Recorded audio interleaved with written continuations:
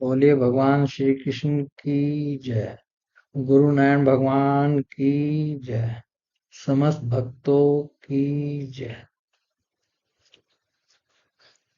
आज हम हमारे सबके जीवन में ये कष्ट विपत्तियां क्यों आती हैं, इसके कारण के बारे में पढ़ेंगे।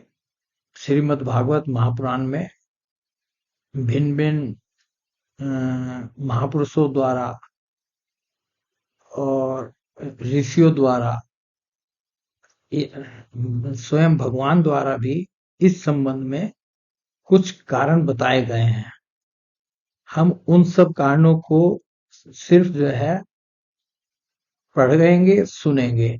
अभी उन पर किसी भी प्रकार की टिप्पणी नहीं करेंगे, क्योंकि इस में आज जितना हम पढ़ेंगे ये स्कंद एक से, श्रीमद् भागवत के स्कंद एक से स्कंद 8 के बीच में जो इस तरह के प्रसंग आए हैं, सिर्फ उनको पढ़ेंगे। और कल वो बाकी शेष भाग के स्कंद 12 तक के प्रसंग कल पढ़ेंगे। और उसके बाद यदि आवश्यक हुआ तो फिर उस पे थोड़ा कुछ सब अपनी बुद्धि से विचार भी करेंगे, उसको मनन भी करेंगे। और मनन करके जो निष्कर्ष कोई भी निकालना चाहे अपने हिसाब से वो निष्कर्ष भी निकाल सकता है। और यदि आवश्यक हुआ तो थोड़ी बहुत चर्चा भी करेंगे, परंतु इसमें चर्चा का कोई खास विषय है नहीं। इसमें तो सिर्फ पढ़ना और सुनना ही है। तो सबसे पहले हम स्कंद एक के अध्याय 9 का प्रसंग पढ़ रहे हैं। ये भीष्म पितामह उस समय सरसैया पर पड़े हुए थे, बाणों की सैया पर पड़े हुए थे और अपने मृत्यु के समय का वो इंतजार कर रहे थे। उनको इच्छा मृत्यु का वरदान था। तो युधिष्ठिर आदि जितने भी पांडव थे वो सब उनके पास गए थे। और वहां पर और भी बहुत ऋषि मुनि सब इकट्ठे हुए थे। भगवान श्री कृष्ण भी पांडवों के साथ वहां गए थे। और वहां पर उन्होंने अ, राजा युधिष्ठिर को भीष्म पितामह ने इस संबंध में, इस प्रसंग के बारे में जिसकी हम चर्चा कर रहे हैं, उसके बारे में कुछ कहा था। तो थोड़ा सा मैं उससे पहले की थोड़ी सी प्रस्तावना बताते हुए उस प्रसंग पर आता हूँ। राजा युधिष्ठिर ने सब धर्मों का ज्ञान प्राप्त करने की इच्छा से कुरुक्षेत्र की यात्रा की, जहां भीष्म पितामह सरसैया पर पड़े हुए थे अपने अनुचरों और भगवान श्री कृष्ण के साथ। वहां जाकर पांडवों ने देखा कि भीष्म पितामह स्वर्ग से गिरे हुए देवताओं के समान पृथ्वी पर पड़े हुए हैं। उन लोगों ने उन्हें प्रणाम किया। सोनक जी उसी समय भरतवंशियों के गौरव रूप भीष्म पितामह को देखने के लिए सभी ब्रह्म ऋषि, देव ऋषि और राजऋषि वहां आए। उन बड़भागी ऋषियों को सम्मिलित हुआ देखकर उनका यथा योग्य सत्कार किया। वे भगवान श्री कृष्ण का प्रभाव भी जानते थे। कौन? भीष्म पितामह। अतः उन्होंने अपनी लीला से मनुष्य का वेश धारण करके वहां बैठे हुए और जगदीश्वर के रूप में हृदय में विराजमान भगवान श्री कृष्ण की बाहर और भीतर दोनों जगह पूजा की। भीष्म जी ने भगवान का प्रभाव जानते थे और बाहर और भीतर दोनों जगह पूजा की। पांडव बड़े विनय और प्रेम के साथ भीष्म पितामह के पास बैठ गए। उन्हें देखकर भीष्म पितामह की आंखें प्रेम के आंसुओं से भर गई और उन्होंने उनसे कहा। जब पांडव भीष्म पितामह के पास बैठ गए तो उनकी आंखों में आंसू आ गए और उन्होंने उनसे कहा, धर्मपुत्रों, हाय हाय, यह बड़े कष्ट और अन्याय की बात है कि तुम लोगों को ब्राह्मण धर्म और भगवान के आश्रित रहने पर भी इतने कष्ट के साथ जीना पड़ा, जिसके तुम कदापि योग्य नहीं थे। अतिरथी पांडु की मृत्यु के समय तुम्हारी अवस्था बहुत छोटी थी। उन दिनों तुम लोगों के लिए कुंती रानी को और साथ साथ तुम्हें भी बार बार बहुत से कष्ट झेलने पड़े। जिस प्रकार बादल वायु के वश में रहते हैं, वैसे ही लोकपालों के सहित सारा संसार काल भगवान के अधीन है। तो एक तो ये कहे कि जो है तुम्हें जो है तुम भगवान ब्राह्मण धर्म और भगवान के आश्रित थे, फिर भी तुम्हें जो है इतने कष्ट के साथ जो है ये जीवन जीना पड़ा, और जिसके तुम कदापि योग्य नहीं थे। और फिर इसका कारण बताते हैं, कारण भी बतला रहे हैं यहाँ पर। जिस प्रकार बादल वायु के वश में रहते हैं, वैसे ही लोकपालों के सहित सारा संसार काल भगवान के अधीन है। मैं समझता हूं कि तुम लोगों के जीवन में जो ये अप्रिय घटनाएं घटित हुई हैं, वे सब उन्हीं की लीला है। ये जितनी भी घटनाएं तुम लोगों के जीवन में हुई हैं, भीष्म पितामह पांडवों को समझा रहे हैं कि ये सब जो है, मैं तो समझता हूँ ये उन काल भगवान की ही लीला है। नहीं तो जहां साक्षात धर्मपुत्र राजा युधिष्ठिर हो, गदाधारी भीमसेन और धनुर्धारी अर्जुन रक्षा का काम कर रहे हो, गांडीव धनुष हो, और स्वयं श्री कृष्ण सुहृद हो, श्री कृष्ण उनके मित्र भी थे, संबंधी भी थे सब, और उनका भला ही चाहने वाले थे, हर समय भला चाहते थे। भला वहां भी विपत्ति की संभावना है। इतना सब होने के बाद भी अ, जो परिस्थितियां थी और भगवान भी साथ में थे, तो क्या ऐसे व्यक्तियों पर भी ऐसे इन पांडवों के ऊपर जो मुसीबतें आई थी, तो क्या उन पर विपत्ति आने की कोई संभावना थी? ये काल रूप, आगे कह रहे हैं, ये काल रूप श्री कृष्ण कब क्या करना चाहते हैं, इस बात को कभी कोई नहीं जानता। ये देखिए, ये जो है महत्वपूर्ण वाक्य है, वो बोल रहे हैं कि ये काल रूप श्री कृष्ण कब क्या करना चाहते हैं, इस बात को कभी कोई नहीं जानता। बड़े बड़े ज्ञानी भी इसे जानने की इच्छा करके मोहित हो जाते हैं। और अंतिम वाक्य कह रहे हैं, युधिष्ठिर, संसार की ये सब घटनाएं ईश्वर इच्छा के अधीन है। कि जो भी घटनाएं आप लोगों के साथ हुई हैं, इनके पीछे क्या है? ईश्वर की इच्छा है, ईश्वर की इच्छा के अधीन है। तो एक कारण जो है भीष्म पितामह ने बताया कि जो कुछ भी होता है, जो कुछ भी घट रहा है, जो उसके पीछे जो है ईश्वर की इच्छा ही कार्य करती है। ईश्वर की इच्छा से ही वो होता है। अब दूसरा प्रसंग सुनिए। विदुर जी, ये स्कंद पहले स्कंद का ही 13वें अध्याय का है। इसमें जिस समय, संक्षेप में थोड़ा सा बता दूं, नहीं, जिस समय विदुर जी जो है तीर्थ यात्रा से लौट आए और पांडवों से मिले, उस समय धृतराष्ट्र और गांधारी भी जो है पांडवों के साथ उनके घर में रह रही थी।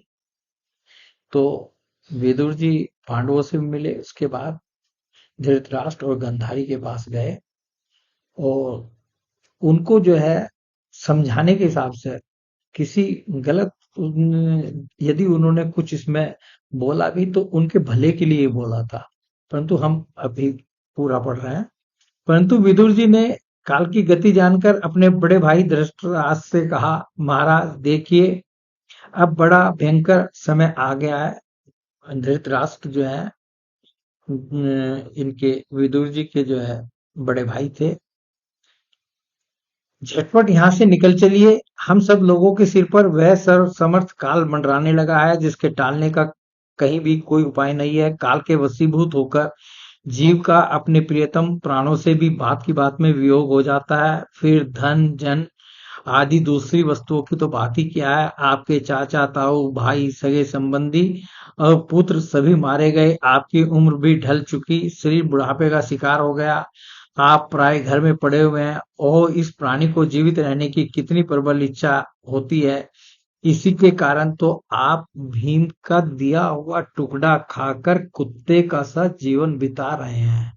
जिनको आपने आग में जलाने की चेष्टा की, विष देकर मार डालना चाहा, भरी सभा में जिनकी विवाहिता पत्नी को अपमानित किया, जिनकी भूमि और धन छीन लिए, उन्हीं के अंश से पले हुए प्राणों को रखने में क्या गौरव है। आपके अज्ञान की हद हो गई कि अब भी आप जीना चाहते हैं, परंतु आपके चाहने से क्या होगा। पुराने वस्त्र की तरह बुढ़ापे से गला हुआ आपका शरीर आपके न चाहने पर भी छिन्न हुआ जा रहा है। अब इस शरीर से आपका कोई स्वार्थ सधने वाला नहीं है, इसमें फंसिए मत। इसकी ममता का बंधन काट डालिए। जो संसार के संबंधियों से अलग रहकर उनके अनजान में अपने शरीर का त्याग करता है, वही धीर कहा गया है। चाहे अपनी समझ से हो या इसके समझाने से, जो इस संसार को दुख रूप समझकर इससे विरक्त हो जाता है और अपने अंतःकरण को वश में करके हृदय में भगवान को धारण कर सन्यास के लिए घर से निकल पड़ता है, वही उत्तम मनुष्य है। इसके आगे जो समय आने वाला है वह प्राय मनुष्यों के गुणों को घटाने वाला होगा। इसलिए आप अपने कुटुंबियों से छिपकर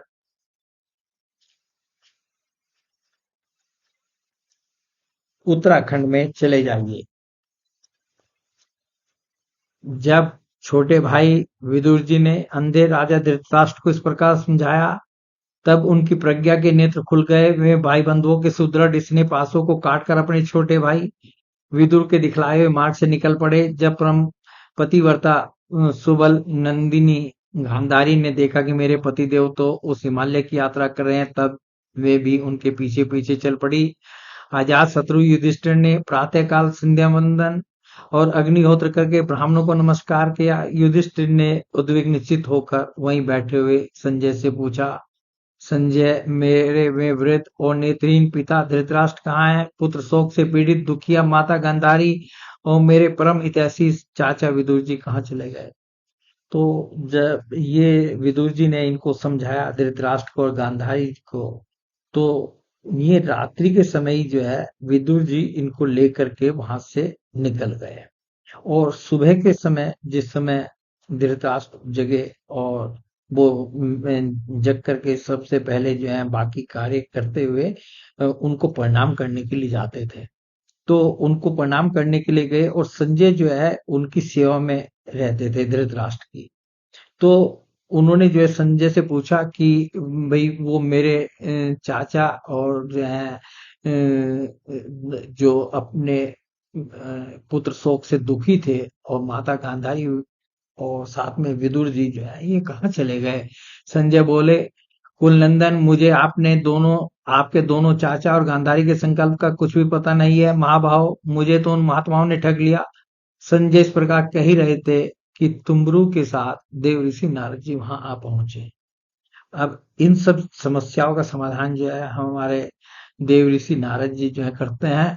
महाराज युधिष्ठिर ने भाइयों सहित उठकर उन्हें प्रणाम किया और उनका सम्मान करते हुए कहा। युधिष्ठिर ने कहा, भगवान, मुझे अपने दोनों चाचाओं का पता नहीं लग रहा है। न जाने में दोनों पुत्र शोक से व्याकुल तपस्विनी माता गांधारी यहाँ से कहाँ चले गए। भगवान, आप समुद्र में कर्णधार के समान, आप ही हमारे मार्गदर्शक हैं। तब भगवान के परम भक्त भगवान में देव ऋषि नारद ने कहा, युधिष्ठिर ने कहा, भगवान, मुझे अपने तब देव ऋषि नारद ने कहा, धर्मराज, तुम किसी के लिए शोक मत करो, क्योंकि यह सारा जगत ईश्वर के वश में है। अब जो हमारा मुख्य प्रसंग है उस पे देव ऋषि नारद जी बोल रहे हैं, धर्मराज, तुम किसी के लिए शोक मत करो, क्योंकि यह सारा जगत ईश्वर के वश में है। सारे लोक और लोकपाल विवश होकर ईश्वर की ही आज्ञा का पालन कर रहे हैं। वही एक प्राणी को दूसरे से मिलाता है और वही उन्हें अलग करता है।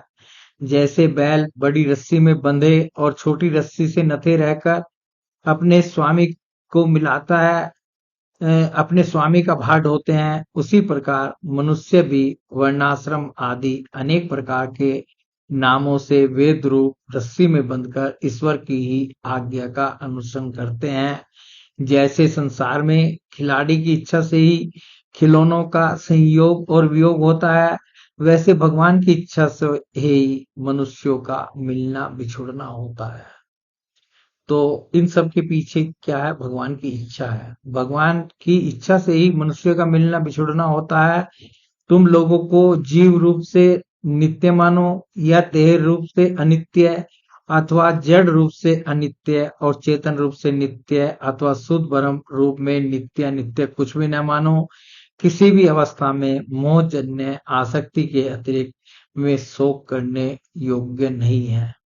तो ये जो है उन्होंने कहा कि आप जो शोक कर रहे हो अपने दोनों चाचाओं के लिए और चाची के लिए, तुम अपना ये शोक जो है छोड़ दो।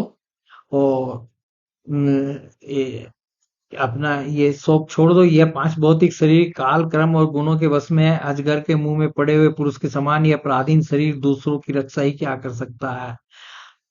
तो तुम उनकी रक्षा भी कुछ नहीं कर सकते। हाथ वालों के बिना हाथ वाले, चार पैर वाले पशुओं के बिना पैर वाले तृण आदि, और उनमें भी बड़े जीवों के छोटे जीव आ रहे हैं।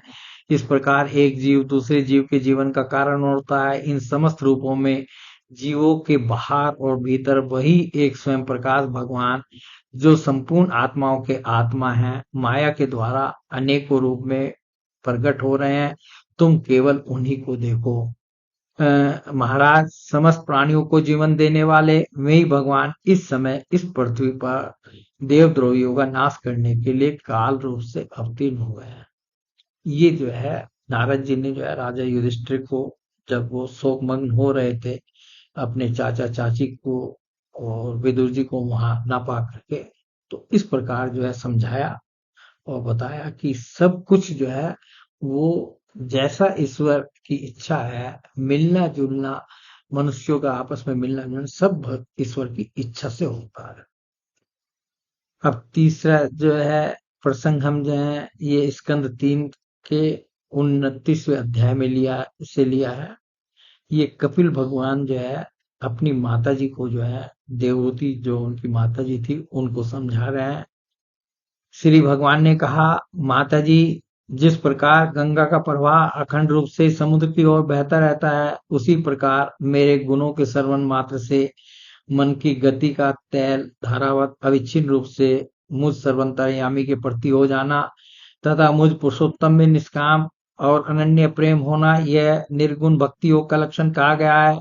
ऐसे निष्काम भक्त दे जाने पर भी मेरी सेवा को छोड़कर सालोक्य, सारिष्ट्य, सामीप्य, सारूप्य और सायुज्य मोक्ष तक नहीं लेते। भगवत सेवा के लिए मुक्ति का तिरस्कार करने वाला यह भक्ति योग ही परम पुरुषार्थ अथवा साध्य कहा गया है। इसके द्वारा पुरुष तीनों गुणों को लांघ कर मेरे भाव को, मेरे प्रेम रूप है प्राकृत स्वरूप को प्राप्त हो जाता है।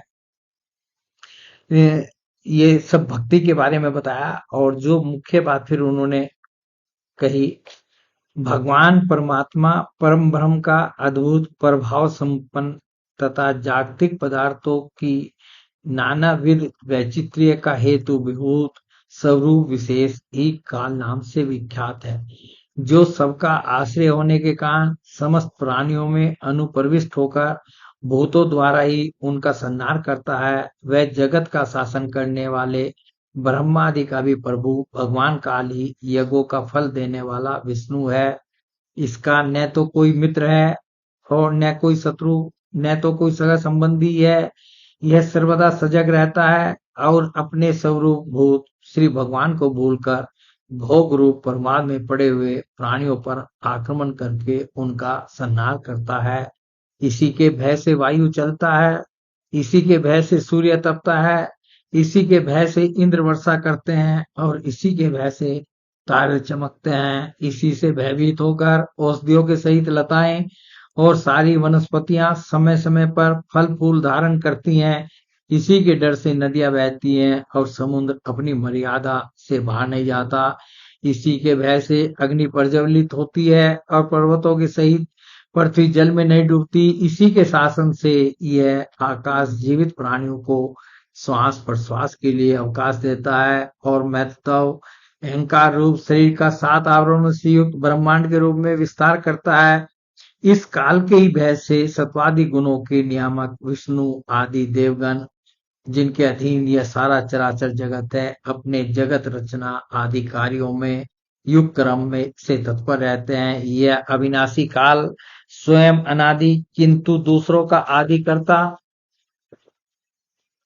अर्थात उत्पादक है तथा स्वयं अनंत होकर भी दूसरों का अंत करने वाला है। यह पिता से पुत्र की उत्पत्ति कराता हुआ सारे जगत की रचना करता है और अपनी संहार शक्ति मृत्यु के द्वारा यमराज को भी मरवाकर उसका अंत कर देता है। तो ये काल भगवान के बारे में जो है कपिल देव जी ने जो है अपनी माता देवहूति को बताया। अब अगला प्रसंग जो है हमने स्कंद 4 के अध्याय 11 से लिया है। तो ध्रुव जी की कथा में जैसा पहले भी हमने अपने इस प्रसंग में पढ़ा था कि उनके जो भाई उत्तम थे तो उनकी यक्षों ने जो है हत्या कर दी थी, मार दिया था उनको। तो उससे ध्रुव जी को बहुत क्रोध आया और वो यक्षों को मारने के लिए जो है चले और उन्होंने बहुत से यक्षों का जो है संहार कर दिया। तो जिस समय ध्रुव जी जो है यक्षों का संहार कर रहे थे तो उनके जो अ,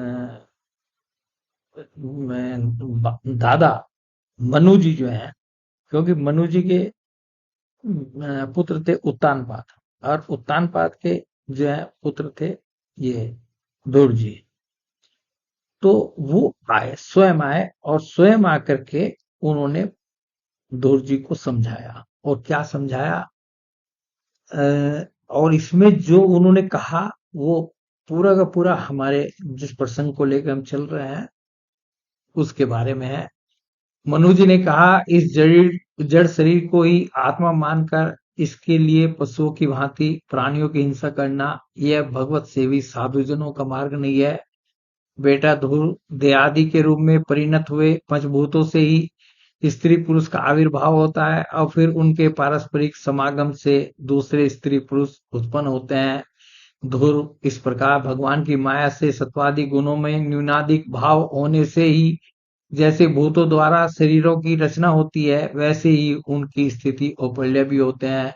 पुरुष श्रेष्ठ निर्गुण परमात्मा तो इनमें केवल निमित्त मात्र है, उसके आश्रय से यह कार्य कारणात्मक जगत उसी प्रकार भ्रमता रहता है जैसे चुंबक के आश्रय से लोहा काल शक्ति के द्वारा क्रम से सत्वादि गुणों में क्षोभ होने से लीला में भगवान की शक्ति भी सृष्टि आदि के रूप में विभक्त हो जाती है।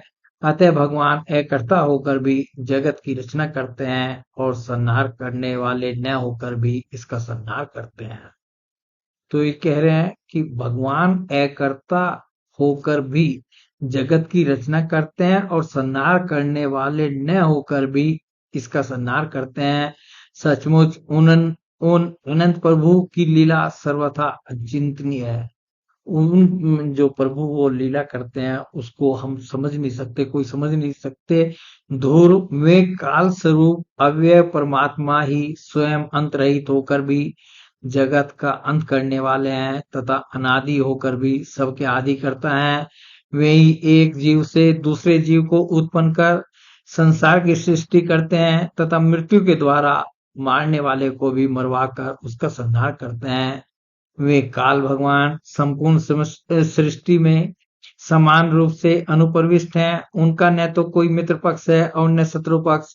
जैसे वायु के चलने पर धूल उसके साथ साथ उड़ती है उसी प्रकार समस्त जीव अपने अपने कर्मों के अधीन होकर काल की गति का अनुसरण करते हैं। अपने अपने कर्मानुसार सुख दुख आदि फल भोगते हैं। सर्वसमर्थ श्री हरि कर्म बंधन में बंधे हुए जीव की आयु की वृद्धि और क्षय का विधान करते हैं परंतु वे स्वयं इन दोनों से रहित और अपने स्वरूप में स्थित हैं। राजन इन परमात्मा को ही मीमांसक लोग कर्म चार्वाक स्वभाव वैशेषिक मतावलंबी काल ज्योतिषी दैव और काम शास्त्री काम कहते हैं। वे किसी भी इंद्रिय या प्रमाण के विषय नहीं है। मैद आदि अनेक शक्तियां भी उन्हीं से प्रकट हुई हैं। वे क्या करना चाहते हैं इस बात को भी संसार में कोई नहीं जानता। फिर अपने मूल कारण उन प्रभु को तो जान ही कौन सकता है। बेटा ये कुबेर के अनुसार तुम्हारे भाई को मारने वाले नहीं हैं। ये मनु जी जो है ध्रुव जी को समझा रहे हैं कि बेटा ये कुबेर के अनुसार तुम्हारे भाई को मारने वाले नहीं है, क्योंकि मनुष्य के जन्म मरण का वास्तविक कारण तो ईश्वर ही है। तो यहाँ इन्होंने कहा कि मनुष्य के जन्म मरण का वास्तविक कारण तो ईश्वर है। एकमात्र वही संसार को रचता, पालता और नष्ट करता है, किंतु अहंकार शून्य होने के कारण इसके गुण और कर्मों से वह सदा निर्लेप रहता है।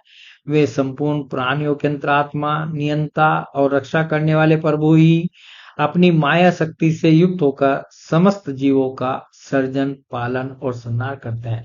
यहाँ देखिए एक शब्द और जोड़ दिया कि अपनी माया शक्ति से वे संपूर्ण प्राणियों के अंतरात्मा, नियंता और रक्षा करने वाले प्रभु ही अपनी माया शक्ति से युक्त होकर समस्त जीवों का सर्जन, पालन और संहार करते हैं।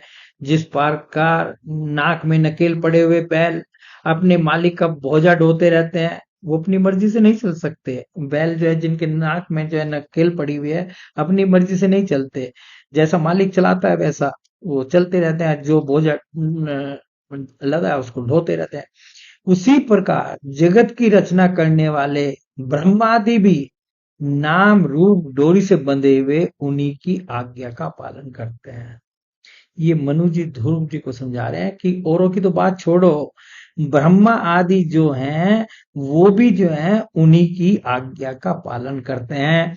वे भक्तों के लिए मृत्यु रूप और भक्तों के लिए अमृत रूप हैं तथा संसार के एकमात्र आश्रय हैं। तात तुम सब प्रकार उन्हीं परमात्मा की शरण लो, ये उनको समझाया। और तुमने जो ये समझकर कि ये मेरे भाई के मारने वाले हैं, इतने यक्षों का संहार किया है, इससे तुम्हारे द्वारा भगवान शंकर के सखा कुबेर जी का बड़ा अपराध हुआ है। और इसलिए बेटा जब तक महापुरुषों का तेज हमारे कुल को आक्रांत नहीं कर लेता, इसके पहले ही विनम्र भाषण और विनय के द्वारा शीघ्र उन्हें प्रसन्न कर लो। तो अपन क्योंकि उनके पौत्र थे ध्रुव जी, तो इसलिए जो है उनके हित की बात जो है कि भाई बाकी तो सब ठीक है, परंतु तुमने इतने यक्षों को मारा है और कुबेर जी उससे जो है नाराज हो सकते हैं, वो भगवान शंकर के मित्र भी हैं, तुम उनको प्रसन्न कर लो। तो अगला प्रश्न जो है वो भी वहां पर जो है ध्रुव जी ने जो है फिर वो वध करना बंद करके कुबेर जी को प्रसन्न किया और कुबेर जी जो है आए और कुबेर जी ने जो है ध्रुव जी से जो वरदान दिया और जो बात कही वो प्रसंग हम पढ़ रहे हैं। श्री कुबेर जी बोले, सुध हृदय क्षत्रिय कुमार, तुमने अपने दादा के उपदेश से ऐसा दुस्सह वैर त्याग दिया, इससे मैं तुम पर बहुत प्रसन्न हूँ। वास्तव में अब देखिए कुबेर जी जो हैं क्या समझा रहे हैं ध्रुव जी को। वास्तव में न तुमने यक्षों को मारा है और न यक्षों ने तुम्हारे भाई को। समस्त जीवों की उत्पत्ति और विनाश का कारण तो एकमात्र काल ही है। यह मैं तू आदि मिथ्या बुद्धि तो जीव को अज्ञानवश स्वपन के समान शरीर आदि को ही आत्मा मानने से उत्पन्न होती है। इसी से मनुष्य को बंधन और दुख आदि विपरीत अवस्थाओं की प्राप्ति होती है। जितेंद्रिय महात्मा कि हम जो इस शरीर को में अपना मानते हैं, तो ये मैं है, ये तू है, ये तो सब जो है ये मिथ्या बुद्धि है और अज्ञान का सूचक है। जितेंद्रिय महात्मा ध्रुव ने इसी तरह धर्म, अर्थ और काम के संपादन में बहुत से वर्ष बिताकर अपने पुत्र उत्कल को राज सिंहासन सौंप दिया और वो जो है बद्रिकाश्रम को चले गए थे।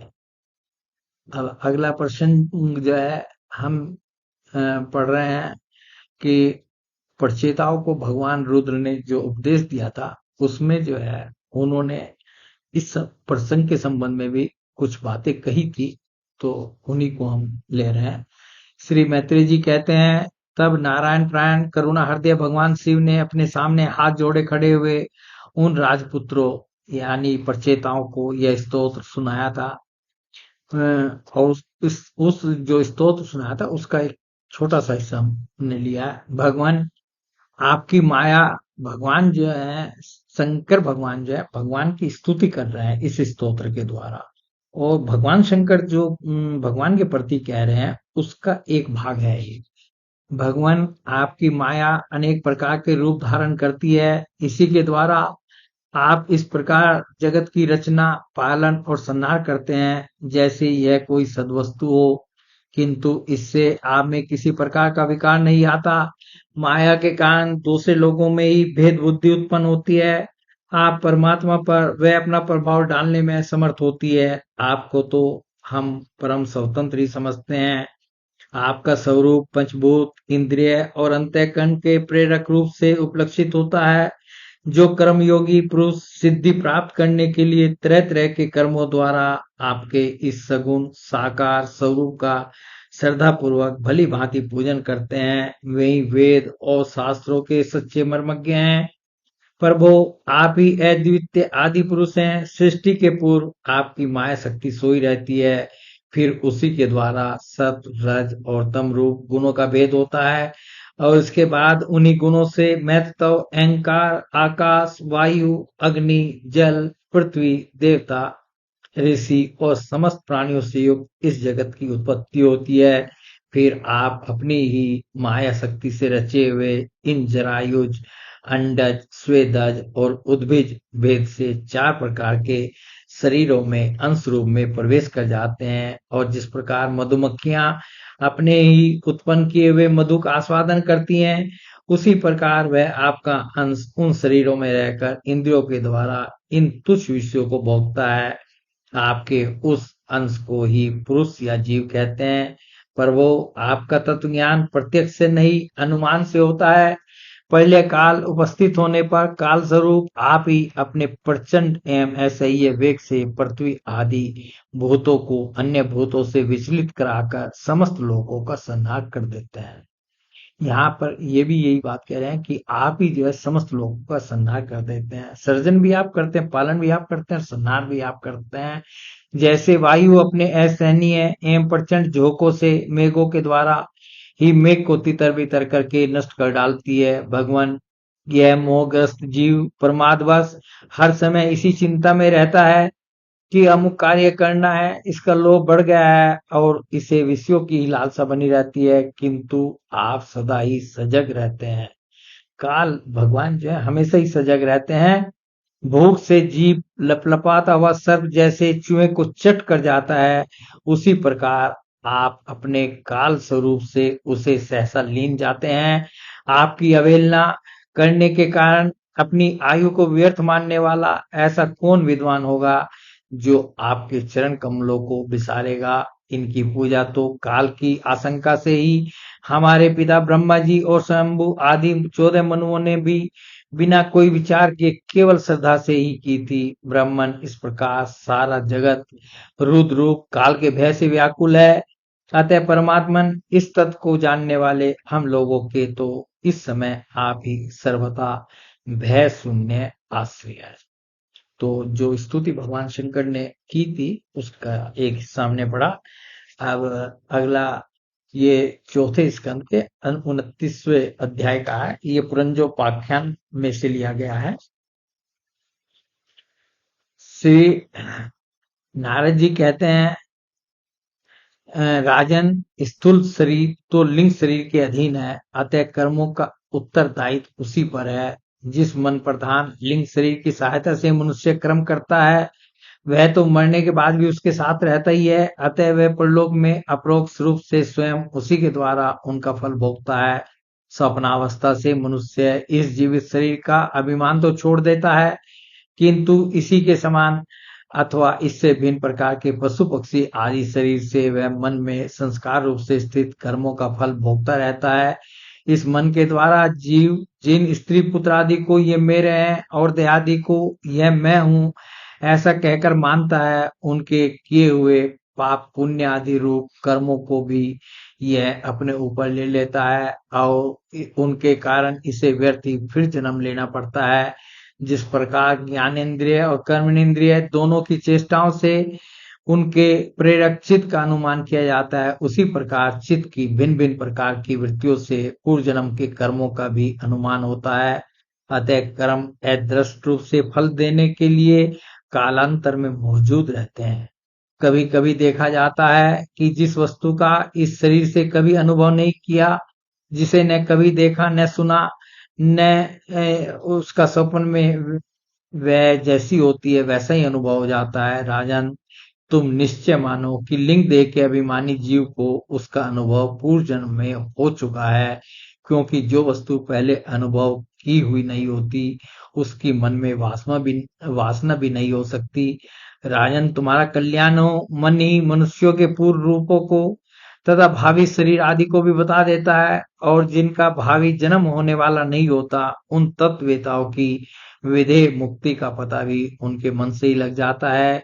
कभी कभी स्वप्न में देश काल अथवा क्रिया संबंधी ऐसी बातें भी देखी जाती हैं जो पहले कभी देखी या सुनी नहीं गई, जैसे पर्वत की चोटी पर समुद्र, दिन में तारे और अपना सिर कटा दिखाई देना इत्यादि।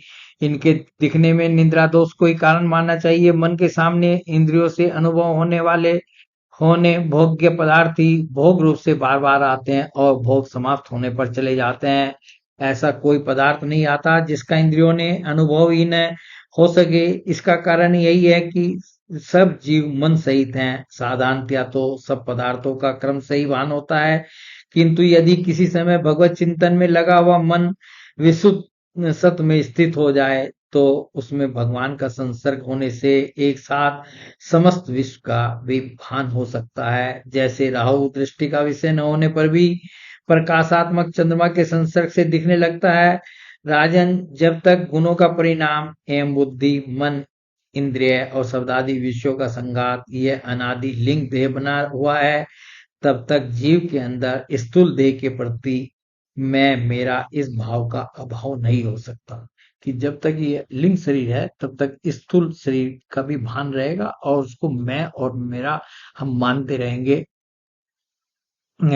सुसुप्ति, मूर्छा, अत्यंत दुख और मृत्यु आदि तीव्र ज्वर आदि के समय भी इंद्रियों की व्याकुलता के कारण मैं और मेरेपन की स्पष्ट प्रतीति नहीं होती, किंतु उस समय भी उनका अभिमान तो बना ही रहता है। जिस प्रकार अमावस्या की रात्रि में चंद्रमा रहते हुए दिखाई नहीं देता, उसी प्रकार युवावस्था में स्पष्ट प्रतीत होने वाला यह एकादश इंद्रिय विशिष्ट लिंग शरीर गर्भावस्था और बाल्यकाल में रहते हुए भी इंद्रियों का पूर्ण विकास न होने के कारण प्रतीत नहीं होता। जिस प्रकार सपन में किसी वस्तु का अस्तित्व न होने पर भी जागे बिना सपन जनित अनर्थ की निवृत्ति नहीं होती, उसी प्रकार संसारिक वस्तुएं यद्यपि असत हैं तो भी अविद्यावश जीव उनका चिंतन करता रहता है, इसलिए उसका जन्म मरण रूप संसार से छुटकारा नहीं हो पाता। इस प्रकार पंच तन्मात्राओं से बना हुआ तथा 16 तत्वों के रूप में विकसित यह त्रिगुण में संघाती लिंग शरीर है। यही चेतन शक्ति से युक्त होकर जीव कहा जाता है। इसी के द्वारा पुरुष भिन्न भिन्न देहों को धारण करता और तृण को और त्यागता है, तथा इसी से उसे हर्ष, शोक, भय, दुख और सुख आदि का अनुभव होता है। जिस प्रकार तो ये जो भी होता है ये किसको होता है? लिंग शरीर को होता है। हर्ष, शोक, भय, दुख और सुख आदि का अनुभव होता है। जिस प्रकार जोंक जब तक दूसरे तृण को नहीं पकड़ लेती तब तक पहले को नहीं छोड़ती, उसी प्रकार जीव मरण काल उपस्थित होने पर भी जब तक देहारंभक कर्मों की समाप्ति होने पर दूसरा शरीर प्राप्त नहीं कर लेता तब तक पहले शरीर के अभिमान को नहीं छोड़ता।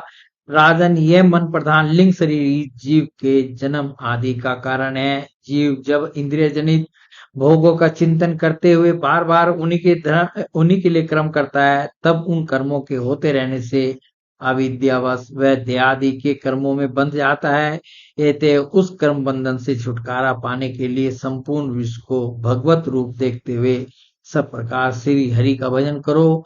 उन्हीं से इस विश्व की उत्पत्ति और स्थिति होती है तथा उन्हीं में लय होता है। श्री मैत्रेय जी कहते हैं, विदुर जी, भक्त श्रेष्ठ श्री नारद जी ने राजा प्राचीन भाई को जीव और ईश्वर के स्वरूप का दर्शन कराया और फिर वे उनसे विदा लेकर सिद्ध लोक को चले गए। राजा प्राचीन भाई भी प्रजा का पालन का भार अपने पुत्रों को सौंपकर तपस्या करने के लिए कपिल आश्रम को चले गए और वहां पर जो है उन्होंने समस्त विषयों की आसक्ति छोड़कर एकाग्र मन से भक्ति पूर्वक श्री हरि के चरण कमलों का चिंतन करने हुए सारूप्य पद प्राप्त किया।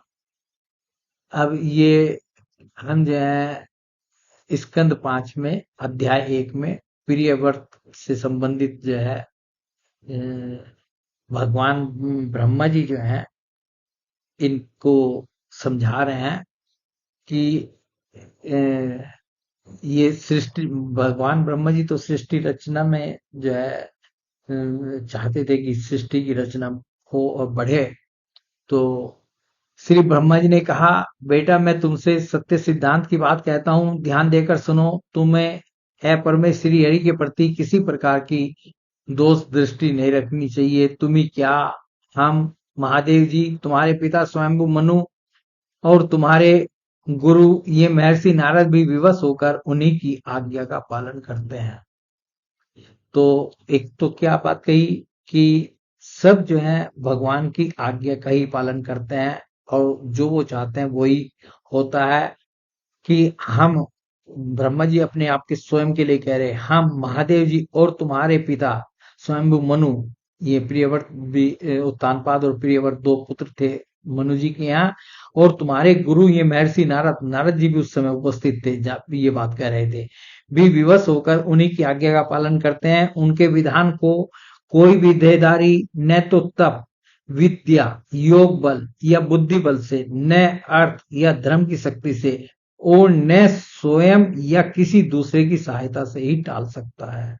ये बहुत महत्वपूर्ण वाक्य है, इसको मैं दोबारा पढ़ दे रहा हूं कि भगवान का जो विधान है उसको कोई भी देहधारी, ये ब्रह्मा जी कह रहे हैं, स्वयं ब्रह्मा जी, कि कोई भी देहधारी न तो तब कि मैं तब से जो है भगवान के विधान को टाल सकता हूं, न विद्या से, न योग बल से, न बुद्धि बल से, न अर्थ से, ये धन से या धर्म की शक्ति से, न स्वयं या किसी दूसरे की सहायता से ही टाल सकता है। भगवान के विधान को कोई नहीं टाल सकता।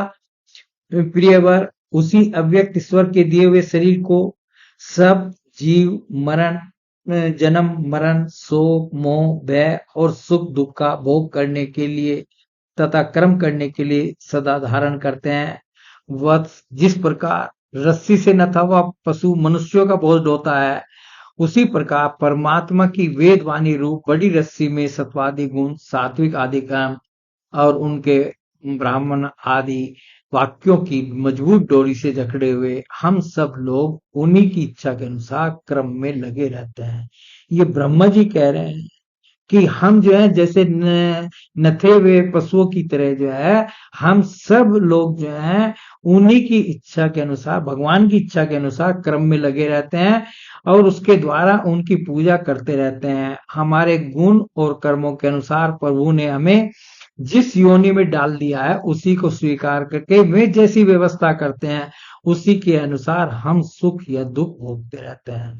ये ब्रह्मा जी समझा रहे हैं प्रिय व्रत को कि हमारे गुण और कर्मों के अनुसार उन प्रभु ने हमें जिस योनि में डाल दिया है उसी को स्वीकार करते हैं और वे जैसी व्यवस्था करते हैं उसी के अनुसार सुख देना चाहे वो सुख हम भोगते हैं, दुख देना चाहे हम दुख भोगते हैं। हमें उनकी इच्छा का उसी प्रकार अनुकरण करना पड़ता है जैसे किसी अंधे को आंख वाले पुरुष का, कि जैसे भगवान तो आंख वाले हैं और हम जो है अंधे हैं, हम उनके जैसा वो चाहते हैं ज्यों का त्यों हमें जिस योनि में डाल दिया उस योनि में जो सुख दुख जो है वो देते हैं, उस सुख दुख को हमें भोगना पड़ता है। मुक्त पुरुष भी प्रारब्ध का भोग करता हुआ भगवान की इच्छा के अनुसार अपने शरीर को धारण करता ही है। ठीक वैसे ही जैसे मनुष्य की निंद्रा टूट जाने पर भी स्वप्न में अनुभव किए हुए पदार्थों का स्मरण होता है। ये कह रहे हैं कि जो मुक्त पुरुष भी होते हैं वे भी अपने प्रारब्ध को भोगते हैं। इस अवस्था में भी उसको अभिमान नहीं होता और विषय वासना के जिन संस्कारों के कारण दूसरा जन्म होता है उन्हें वह स्वीकार नहीं करता। जो पुरुष इंद्रियों के वशीभूत हैं वह वन वन में विचरण करता रहे तो भी उसे जन्म मरण का वह बना ही रहता है, क्योंकि बिना जीते हुए मन और इंद्रिय रूपी उसके 6 शत्रु कभी उसका पीछा नहीं छोड़ते। जो बुद्धिमान पुरुष इंद्रियों को जीतकर अपनी आत्मा में ही रमन करता है, उसका गृहस्थ आश्रम भी क्या बिगाड़ सकता है। जिसे इन 6 शत्रुओं को जीतने की इच्छा हो, वह पहले घर में ही रहकर उनका अत्यंत निरोध करते हुए उन्हें वश में करने का प्रयत्न करे। किले में सुरक्षित रहकर लड़ने वाला राजा अपने प्रबल शत्रुओं को भी जीत लेता है। फिर जब इन शत्रुओं का बल अत्यंत क्षीण हो जाए, तब विद्वान पुरुष इच्छानुसार विचर सकता है। क्योंकि ये प्रियव्रत जो है ना विवाह करना चाहते थे, और ना जो है ये सृष्टि की वृद्धि करने में वो थे। तो भगवान ब्रह्म जी आकर के उनको ये सब बातें भी समझा रहे हैं। तुम यद्यपि श्री कमलनाथ भगवान के चरण कमल की कली रूप किले के आश्रित रहकर इन 6 शत्रुओं को जीत चुके हो, तो भी पहले उन पुराण पुरुष के दिए हुए भोगों को भोगो, इसके बाद निसंग होकर अपने आत्म स्वरूप में स्थित हो जाना। और इस प्रकार ब्रह्मा जी कहकर चले गए। और प्रियव्रत ने भी छोटे होने के कारण नम्रता से सिर झुका लिया, और जो आज्ञा कहकर बड़े आदर पूर्वक उनका आदेश सिरोधार्य किया। अब हम स्कंद 5 का अध्याय 14 पढ़ रहे हैं। ये मैं भावाटवी का जब स्पष्टीकरण किया था सुखदेव जी ने राजा परीक्षित को, तो उसमें से ये हिस्सा लिया गया है। श्री सुखदेव जी कहते हैं, राजन, देहाभिमानी जीवों के द्वारा सत्वादि गुणों के भेद से शुभ, अशुभ और मिश्र 3 प्रकार के कर्म होते रहते हैं। उन कर्मों के द्वारा ही निर्मित नाना प्रकार के शरीरों के साथ होने वाला जो संयोग, वियोग आदि रूप अनादि संसार जीव को प्राप्त होता है, उसके अनुभव के 6 द्वार हैं, मन और 5 ज्ञानेंद्रिय। उनसे विवश होकर यह जीव समूह मार्ग भूलकर भयंकर वन में भटकते हुए धन के लोभी बंजारों के समान परम समर्थ भगवान विष्णु के आश्रित रहने वाली माया की प्रेरणा से विहड़ वन के समान दुर्गम मार्ग में पड़कर संसार वन में जा पहुंचता है। यह वन शमशान के समान अत्यंत अशुभ है। इसमें भटकते हुए अपने शरीर से किए हुए कर्मों का फल भोगना पड़ता है। काल चक्र साक्षात भगवान विष्णु का आयुध है। वह परमाणु से लेकर जो काल चक्र है, जो हर समय घूमता रहता है, 24 घंटे जो है, वह परमाणु से लेकर द्वीपरार्ध पर्यंत क्षण घटी आदि अवयवों से युक्त है। वह निरंतर सावधान होकर घूमता रहता है। जल्दी जल्दी बदलने वाली बाल्य, यौवन आदि अवस्थाएं ही उसका वेग है। जो ये हमारे शरीर की भी जो अवस्थाएं हैं कि बाल्यापन, यौवन और प्रौढ़, फिर बुढ़ापा, फिर मृत्यु तक जो है, ये सब जो है उसी का वेग है। उसके द्वारा वह ब्रह्मा से लेकर क्षुद्राति क्षुद्र तृण पर्यंत सभी भूतों का निरंतर संहार करता रहता है, और उससे कोई नहीं बचा हुआ है। सबका वो संहार करता रहता है। कोई भी उसकी गति में बाधा नहीं डाल सकता। उससे भय मानकर भी जिनका यह काल चक्र निज आयुध है, उन साक्षात भगवान यज्ञ पुरुष की आराधना छोड़कर यह मंदमती मनुष्य पाखंडियों के चक्कर में पड़ता है। अब एक ये जो है अगला प्रसंग हम जो है 6ठे स्कंद से 3रे अध्याय में ले रहे हैं। तो ये अजामिल का प्रसंग जो है बहुत सुंदर प्रसंग श्रीमद् भागवत में आया है। तो जब अजामिल को देवदूतों ने छुड़ा लिया और वो अपने उसको मुक्त करा दिया, उसका वो यम के जो पास थे, यमदूतों के जो पास थे, उनसे उनको छुड़ा दिया।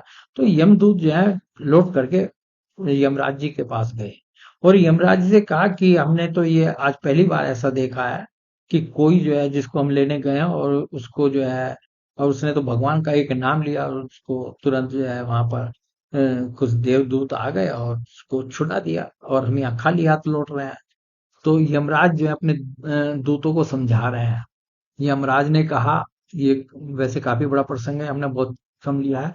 यमराज ने कहा, दूतों, मेरे अतिरिक्त एक और ही चराचर जगत के स्वामी है।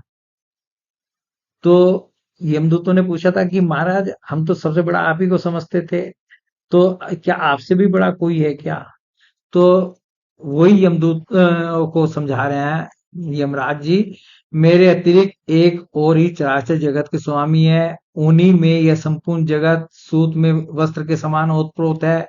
उन्हीं के अंश ब्रह्मा, विष्णु और शंकर इस जगत की उत्पत्ति, स्थिति और प्रलय करते हैं। उन्हीं ने इस सारे जगत को नथे हुए बैल के समान अपने अधीन कर रखा है। मेरे प्यारे दूतों, जैसे किसान अपने बैलों को पहले छोटी छोटी रस्सियों में बांधकर फिर उन रस्सियों को एक बड़ी आड़ी रस्सी में बांध देते हैं, वैसे ही जगदीश्वर भगवान ने भी ब्राह्मण आदि वर्ण और ब्रह्मचर्य आदि आश्रम रूप छोटी छोटी नाम की रस्सियों में बांधकर फिर सब नामों को वेदवाणी रूप बड़ी रस्सी में बांध रखा है। इस प्रकार सारे जीव नाम एवं कर्म रूप बंधन में बंधे हुए भयभीत होकर उन्हें ही अपना सर्वस्व भेंट कर रहे हैं।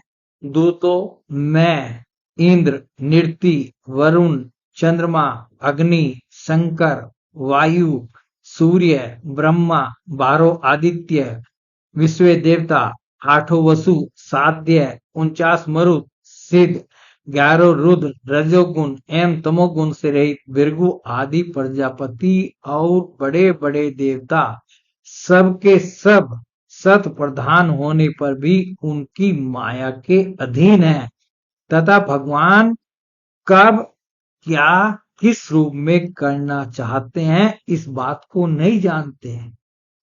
जिनके यम राज्य ने जो है नाम गिनवाए कि ये सब हम सब जो है माया के अधीन है तथा भगवान कब क्या किस रूप में करना चाहते हैं ये इस बात का को हम नहीं जानते।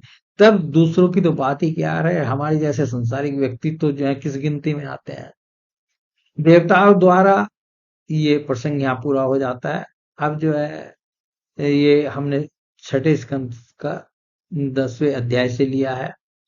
तो जब देवता जो है इंद्र आदि जो है भगवान के कहने से दधीची से जो है दधीची ऋषि से उनका शरीर की अस्थियां मांगने गए तो उस समय दधीची जी जो है ये 2 वाक्य में पढ़ रहा हूं इसके, ये कहा था, इसमें संदेह नहीं कि जो पैदा हुआ है उसे एक न एक दिन अवश्य मरना पड़ेगा। इस जगत में विधाता ने मृत्यु से बचने का कोई उपाय नहीं बताया है। ये मतलब एक ध्रुव सत्य है कि जो पैदा हुआ है उसको एक दिन मरना पड़ेगा। दूसरे जो है वो कह रहे हैं कि इस जगत में विधाता ने मृत्यु से बचने का कोई भी उपाय नहीं बताया। हम उपाय भरसक करते हैं, सब भरसक उपाय करते हैं, परंतु ऐसा नहीं कि मृत्यु ही ना हो, ऐसा कोई उपाय है ही नहीं, आज भी नहीं है। ऐसी स्थिति में यदि मृत्यु के द्वारा स्वर्ग आदि लोक और सुयश भी मिल रहा हो तो ऐसा कौन बुद्धिमान है जो उस उत्तम मृत्यु को ने अपनाएगा। वो अपने लिए कह रहा है, वो जो अस्थियां उनकी मांगने आए थे और वो देने के लिए तैयार हो गए और अपना शरीर उन्होंने छोड़ करके अस्थियां जो है उनको सौंप दी। चित्र अब जो है ये स्कंद 6 का अध्याय 17 का है। ये चित्रकेतु की कथा में से प्रसंग आया था, परंतु इस अध्याय को हमने उस समय नहीं पढ़ा था। तो जिस समय चित्रकेतु को जो है पार्वती जी ने जो है श्राप दिया तो वो जो है उनसे क्षमा मांगने के लिए वहां पर आए थे, परंतु चित्रकेतु स्वयं भगवान के बहुत बड़े भक्त थे। भगवान ने जो है उनको दर्शन भी दिए थे, सब कुछ किया था। तो चित्रकेतु किस स्थिति के भक्त थे और क्या उन्होंने माता पार्वती को जवाब दिया था वो इसमें है। चित्रकेतु ने कहा, माता पार्वती जी, मैं बड़ी प्रसन्नता से अपने दोनों हाथ जोड़कर आपका साफ स्वीकार करता हूँ, क्योंकि देवता लोग मनुष्य के लिए जो कुछ कह देते हैं वह उनके प्रावधानुसार मिलने वाले फल की पूर्व सूचना मात्र होता है। देवी, यह जीव अज्ञान से मोहित हो रहा है और इसी कारण इस संसार चक्र में भटकता रहता है। तो ये कह रहे हैं कि जीव जो है अज्ञान से मोहित है और इसी कारण जय इस संसार चक्र में भटकता रहता है तथा सदा सर्वदा सर्वत सुख और दुख भोगता रहता है। माता जी, सुख और दुख को देने वाला न तो अपना आत्मा है और न कोई दूसरा। जो अज्ञानी है वे ही अपने को अथवा दूसरे को सुख दुख का कर्ता मानते हैं। तो ये जो है मतलब चित्रकेतु जो है कह रहे हैं कि सुख दुख का देने वाला न तो आत्मा और न कोई दूसरा। जो अज्ञानी पुरुष है वही जो है सुख दुख का कर्ता स्वयं को या दूसरों को मानते हैं। यह जगत सत रज आदि गुणों का स्वाभाविक प्रवाह है। इसमें क्या साप क्या अनुग्रह, क्या स्वर्ग क्या नरक और क्या सुख क्या दुख। उन्होंने श्राप दिया था ना माता पार्वती ने, तो इसलिए वो बोल रहे हैं एकमात्र परिपूर्णतम भगवान ही बिना किसी की सहायता के अपनी आत्म स्वरूपिणी माया के द्वारा समस्त प्राणियों की तथा उनके बंधन मोक्ष और सुख दुख की रचना करते हैं। और यहाँ पर इन्होंने भी ये कह दिया कि एकमात्र परिपूर्णतम भगवान ही बिना किसी की सहायता के अपनी आत्म रूपिणी माया के द्वारा, यहाँ भी इन्होंने कहा कि भगवान जो है अपनी माया के द्वारा समस्त प्राणियों की तथा उनके बंधन मोक्ष और सुख दुख की रचना करते हैं। माता जी भगवान श्री हरि सब में सम और माया आदि मल से रहित हैं। उनका कोई प्रिय अप्रिय जाति बंधु अपना पराया नहीं है। जब उनका सुख में राग ही नहीं है तब उनमें रागजन्य क्रोध तो हो ही कैसे सकता है। तथापि उनकी माया शक्ति के कार्य पाप और पुण्य ही प्राणियों के सुख दुख हित अहित बंध मोक्ष जन्म मृत्यु और आवागमन के कारण बनते हैं। तो माया की क्या क्या शक्तियां हैं, माया की शक्ति के क्या क्या कार्य हैं। पाप और पुण्य ही प्राणियों के सुख दुख हित अहित बंध मोक्ष जन्म मृत्यु और आवागमन के कारण बनते हैं। भगवान शंकर ने कहा सुंदरी, जब ये उन्होंने कहा कि वो चित्रकेतु इतना कह करके उनसे क्षमा मांग करके चले गए, तो भगवान शंकर जो है अपने उनको सती जी को समझा रहे हैं। भगवान शंकर ने कहा सुंदरी दिव्य लीला विहारी भगवान के निष्प्रय और उदार हृदय दासानुदास की महिमा तुमने अपनी आंखों देख ली। जो लोग भगवान के शरणागत होते हैं वे किसी से भी नहीं डरते। ये भगवान शंकर हम लोगों को फार्मूला भी बतला रहे हैं, सूत्र दे रहे हैं कि जो लोग भगवान के शरणागत होते हैं वे किसी से भी नहीं डरते, क्योंकि उन्हें स्वर्ग मोक्ष और नरकों में भी एक ही वस्तु के केवल भगवान के ही समान भाव से दर्शन होते हैं। जीवों को भगवान की लीला से ही देह का संयोग होने के कारण सुख दुख जन्म मरण और साप अनुग्रह आदि द्वंद्व प्राप्त होते हैं। जैसे सपन में भेद भ्रम से सुख दुख आदि की प्रतीति होती है और जागृत अवस्था में भ्रमवश माला में ही सर्वबुद्धि हो जाती है, वैसे ही मनुष्य अज्ञानवश, भगवान शंकर भी यही बात समझा रहे हैं कि वैसे ही मनुष्य अज्ञानवश आत्मा में देवता मनुष्य आदि का भेद और गुण दोष आदि की कल्पना कर लेता है। जिनके पास ज्ञान और वैराग्य का बल है, जो ज्ञानी है और वैराग्यवान है और जो भगवान वासुदेव के चरणों में भक्ति भाव रखते हैं, उनके लिए इस जगत में ऐसी कोई भी वस्तु नहीं है जिसे वे हे या उपादेय समझकर राग द्वेष करें।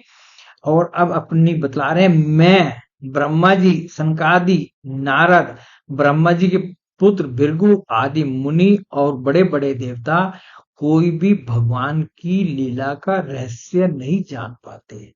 ये भी अपनी असमर्थता और अपनी ही नहीं दूसरों की भी, कि मैं ब्रह्मा जी सनकादि नारद ब्रह्मा जी के पुत्र भृगु आदि मुनि और बड़े बड़े देवता कोई भी भगवान की लीला का रहस्य नहीं जानते हैं। तो मतलब भगवान क्या करना चाहते हैं, कब करना चाहते हैं, क्यों करना चाहते हैं, इसमें बुद्धि लगानी जो है बिल्कुल व्यर्थ है। ऐसी अवस्था में जो उनके नन्हे से नन्हे अंश हैं और अपने को उनसे अलग ईश्वर मान बैठे हैं, वे उनके स्वरूप को जान ही कैसे सकते हैं। भगवान को ना कोई प्रिय है और न अप्रिय है, उनका न कोई अपना है न पराया, वे सभी प्राणियों के आत्मा है, इसलिए सभी प्राणियों के प्रियतम है।